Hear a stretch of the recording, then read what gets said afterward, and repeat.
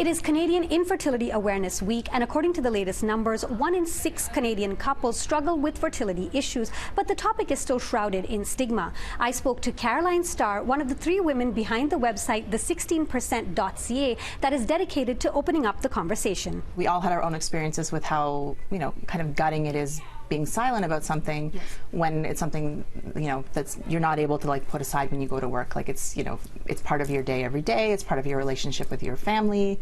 It's part of so much. Caroline, along with former colleagues Alison McDonald and Ariel Ng Boubonet, created 16%.ca as a safe space to break the silence, share, and lend support.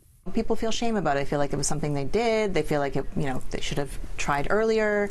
I think there's a lot of issues with masculinity. If it's a male factor thing, there is definitely still a lot of stigma around that, and I think it comes from a place of shame. And I think by opening up the conversation, you sort of remove that, that feeling of alone and feeling that you have anything to be embarrassed about. A lot of people sort of use the site also to maybe come out as having issues, so their families kind of know where they are, instead of asking, when are you having another kid, or when are you having a kid, or you've been married for 3 years, why don't you have a baby? Right. Yeah, so in that way it sort of opens up the conversation, I think, in a really great way. From the conversations and experiences shared on the website, the 3 writers have released Through, Not Around, a book about infertility and pregnancy loss, curating stories from 22 contributors, some of them first-time writers. This book sort of gives people a bit of extra insight into what people are going through. It's also a comfort for people who are going through this and don't want to feel alone. There's sort of you're not alone. Here are a bunch of other people who are also going through this. All of us are writers as well. We've all been written and published in different spaces as well. So it sort of comes natural. And I think talking about your experiences when you were a writer does come a bit more naturally. But a lot of the contributors in our book were not writers to start with. But it was really exciting to have people be able to kind of